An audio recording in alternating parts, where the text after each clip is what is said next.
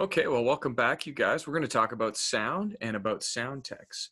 And I obviously cannot teach you everything you need to know about running sound and about sound issues in worship services, but I am going to give you some tips from the things that I've learned and some of the key issues that are going to come up if you're in a ministry where you oversee the sound techs.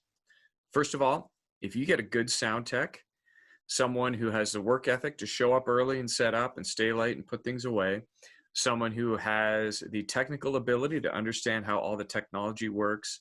This person has a great musical ear, so they understand and take pride in the art, in the craft of mixing the music, and they have the patience to deal with and to work with volunteers who can be frustrating at times. Let's be honest.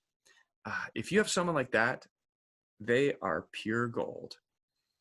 So hold on to those people, appreciate them, thank them. They are your best friend. And in all the churches that I have been a part of, we have never, I don't think I've ever experienced a season where we had an overabundance, where we had too many sound techs. We were always, at best, had just barely enough. And so the second principle after, treasure your good sound techs is to always be training, trying to apprentice people and get new volunteers to be able to step in and run sound. It's just so important that you are always have someone on the conveyor belt ready to come in and take that role. Running sound is complicated. There's a lot to learn, and there's a steep learning curve, and it takes time. And so you need to start training those people before your wonderful gold standard sound tech gets transferred out of town, and then you're stuck without that person. So always be training, always be teaching people. Have an assistant sound tech assigned that can learn at the console with the more experienced person. You always need to be training because you can never have too many trained sound techs. So another issue that worship directors need to have some knowledge of is the whole volume thing. Often in churches, if you run a contemporary service and you've got electric guitars and drums, there might be the odd complaint about the volume or questions about the volume. So you need to educate yourself and understand the issues around volume. Sometimes you will have someone who will say, oh, I have a dB meter on my phone, and our service, we were at 90 dB. So people are going to go deaf. Like this has to be lower. You need to understand how sound level exposure works. And I'll tell you right now that a couple of minutes of 90 dB is not going to hurt anyone's ears. It's not going to cause any hearing damage. It's about exposure levels, the time of exposure. If you work in a factory where the sound level is 90 dB for 8 hours a day, and that's your day job, and you never wear hearing protection, yes, your ears are going to be damaged. But a few minutes of loud music on a Sunday morning is not going to do any damage.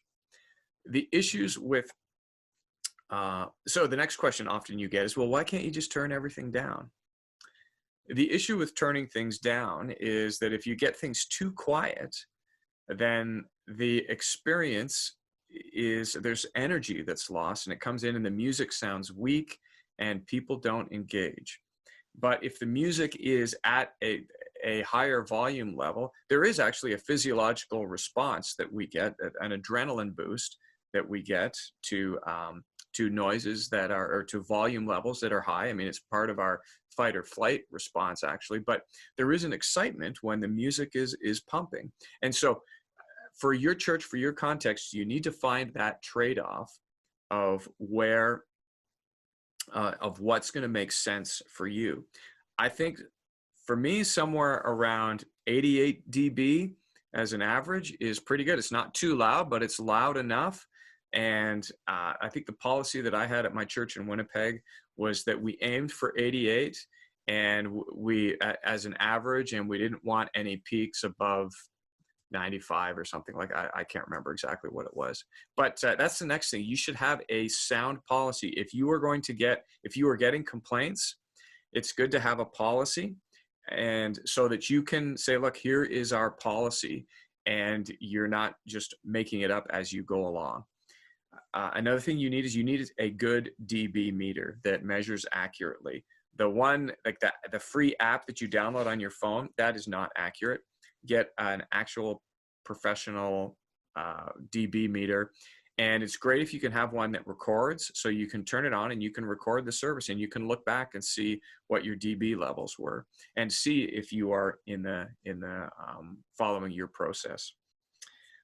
Next thing you need to do is you should protect your sound tech. I have watched from the platform, I have watched church attenders walk back to the sound booth and berate the sound tech because the sound was too loud, or they didn't like the sound. As a worship director, you need to do what you can to make sure that this does not happen. So I followed up with the person who did that and asked them that they please not do that. It's tough enough when your sound tech is showing up early and working hard all morning and being patient with volunteers and with church members. They don't need someone yelling at them for all this hard work that they're doing. So you need to step in there and protect your sound tech. A policy helps you do that. If you can say to someone who is concerned about the sound levels, the sound tech was following the policy that I created, you take the weight off that sound tech, you free them up just to do their job, and you can deal with the person and try to explain the policy and why you've set the policy as it is. Don't leave that to your sound tech. That should be your job. So cherish those sound techs. They are worth their weight in gold. And I think I've got one more video I'm going to make for you. I'm going to talk about all things video, and that's coming next.